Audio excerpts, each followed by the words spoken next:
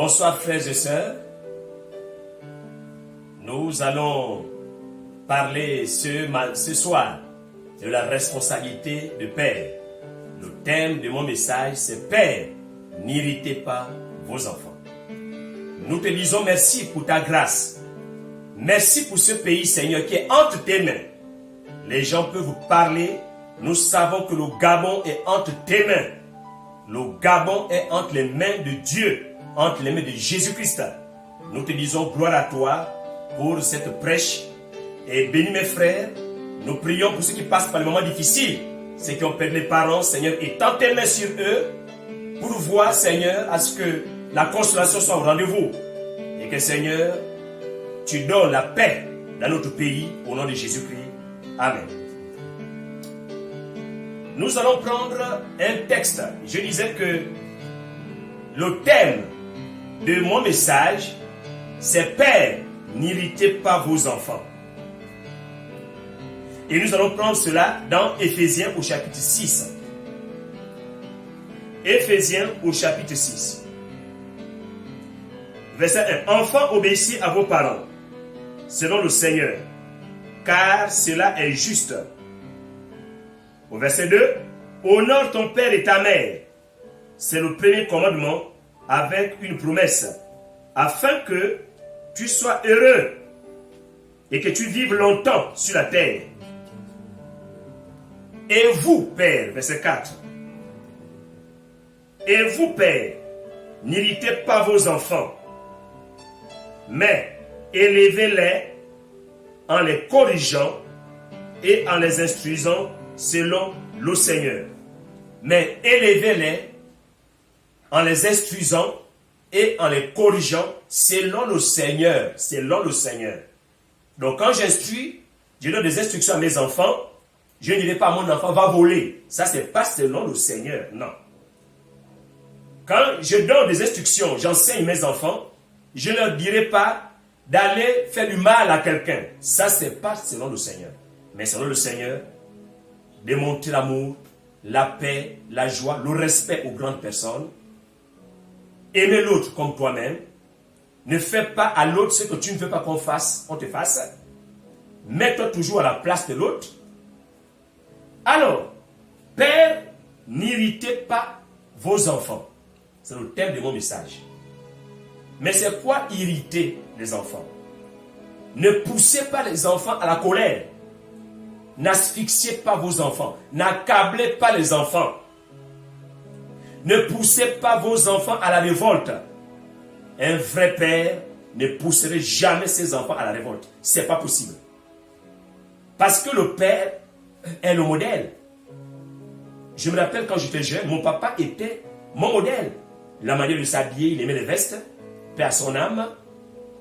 Mon papa aimait les études. Et il m'a inculqué cela. Et mon père spirituel aussi, Papa Kidi, Boudiongo, paix aussi à son âme, que Dieu bénisse ses enfants, ses petits-fils, qui sont aux États-Unis, en France, au Gabon. Que Dieu vous bénisse, chers frères. Nous sommes des frères. C'est vrai que vous êtes mon père biologique, mais c'est mon père de la foi, celui qui m'a baptisé, celui qui m'a enseigné, il m'a envoyé à l'école dans les années 80. Paix à son âme et que Dieu vous bénisse, vous, sa progéniture. Je parle de Papa Kili Boudiongo, qui est venu dans les années 70 à Libreville pour implanter ce qu'on appelle aujourd'hui The Christian and Missionary Alliance. L'alliance qui était une missionnaire, qu'on appelle Alliance. Mais c'était d'abord l'église évangélique du Sud. À haut là-bas, il y avait l'église évangélique du Nord. Maintenant, dans les années 80, toujours, on est revenu à The Christian and Missionary Alliance. C'est là où j'ai fait mes pas. C'est là où j'ai commencé à être père. Père biologique et aussi père dans la foi, dans le sens où j'ai occupé des grands postes comme surintendant et j'ai dirigé les autres pasteurs.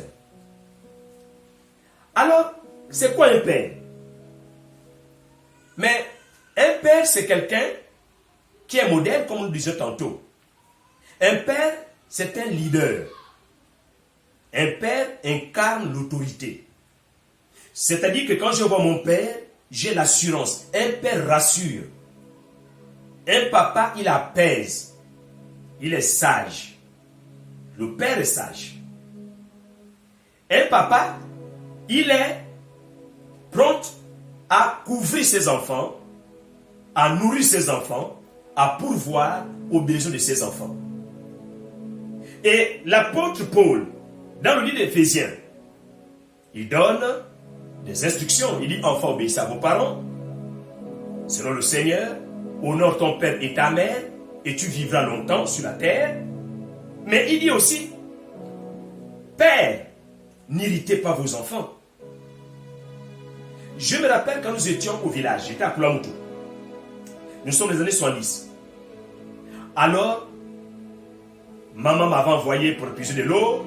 Je suis parti. Mon papa était là, il était en train de regarder son journal, de lire son journal autant pour moi.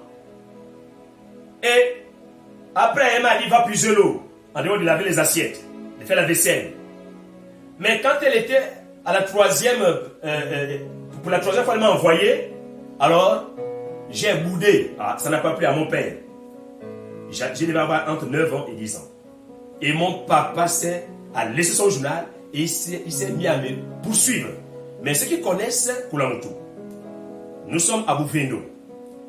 Et je courais vers la direction, dans la direction de ma tante, donc la personne de mon papa. Parce que mon père, c'est cette dame-là, pour aller me réfugier. Ceux qui connaissent Koulamoutou entre Bouvendo et Babambo. Vous voyez la distance, à peu près 1 ou 2 kilomètres. J'avais 9 ans. J'ai couru vers ma tante en criant, tante, sauve-moi, sauve-moi. Mais c'est mon propre papa là qui me poursuit. Je suis le 5e de ses enfants. Et il me poursuivait. Arrivé chez ma tante me dit, mais laisse l'enfant. Et tout le monde dit, mais c'est quoi? Monsieur, il dit, c'est mon enfant, ne vous mêlez pas, c'est mon enfant. Et je suis parti rentrer dans la chambre de ma tante avec son mari, et sous le lit. Et mon papa dit, mais viens ici. J'ai dit, non, non, tu vas me taper. Il dit, viens. J'ai dit, non, non, tu vas me taper. Alors, depuis ce jour, mon père a compris qu'à un moment, quand un enfant est déjà grand, on ne peut plus lever la main sur lui. Parce qu'il peut déjà fuir, il peut se défendre. Il y a ce qu'on appelle l'instinct de survie. J'ai laissé de taper mes enfants. Quand je vois que quand je tape, ils commencent à saisir la ceinture, alors j'ai dit non, là c'est plus bon. Parce que quand il va grandir, il peut me la faire dure. Parce qu'à un moment, l'enfant va oublier que tu es son père. Quand sa vie est menacée, il oubliera. Mais il ne faut pas qu'on en arrive là. Il faut que le respect entre père et fils soit toujours des respects, soit toujours les relations entre père et fils, soit toujours les relations de confiance, les relations d'amour. Mon enfant n'est pas mon ennemi. Mes enfants ne peuvent pas être mes ennemis. Non. Je corrige mes enfants. À part d'un certain moment, je ne frappe plus. On dialogue, on parle. Ils deviennent mes collaborateurs. Mais parce que je ne peux pas prouver ma force avec mon fils, non. À un moment, il sera plus fort que moi. Parce que la vieillesse me gagne. Mais lui, il est en train de grandir. Parce que la jeunesse dans une famille, c'est l'espoir. La jeunesse, c'est l'espoir. Et la Bible dit que nous sommes une lecture. Tout le monde nous lit, on nous lit. À chaque fois que je pose une action, on me lit. Je vais raconter une anecdote avant de voir les critères d'un responsable au niveau de l'église. Il y avait 2 familles dans nos villages. Et cette famille-là, il y avait une famille qui était en paix. Monsieur prenait soin de la femme et des enfants. Ils partaient prendre du gibier en brousse, les plantations, et ils étaient en paix. Mais par contre, à l'autre bout du village, il y avait un autre monsieur qui battait sa femme, qui tape les enfants, il y avait le bruit tous les jours. Maintenant, les sorciers de l'autre village sont venus. Ils étaient même du même village. Et ils voulaient faire un sacrifice. Ils voulaient prendre un enfant. Mais de laquelle des 2 familles? Il y a un qui voulait attaquer la famille là où tout est en paix.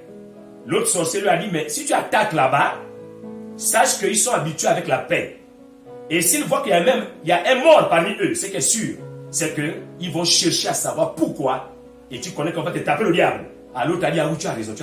Mais que faut-il faire? Allons là où il y a toujours le bruit, toujours les bagarres. Et ils sont partis tuer là-bas. Frères et sœurs, dans une famille, il y a des acquis qu'on ne perd pas. C'est-à-dire que un papa qui veut garder sa dignité, moi je ne me bats pas avec mes enfants.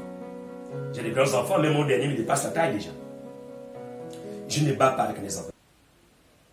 Donc, un père, normalement, nous quand on choisit les pères dans l'église, nous avons des critères. On quitte du père de la famille, on va maintenant dans l'église, nous avons des critères dans l'église pour choisir des pères, c'est-à-dire que des évêques et des pasteurs. Je m'en vais rapidement vous lire ces critères. Dans 1 Timothée au chapitre 3, il dit ceci.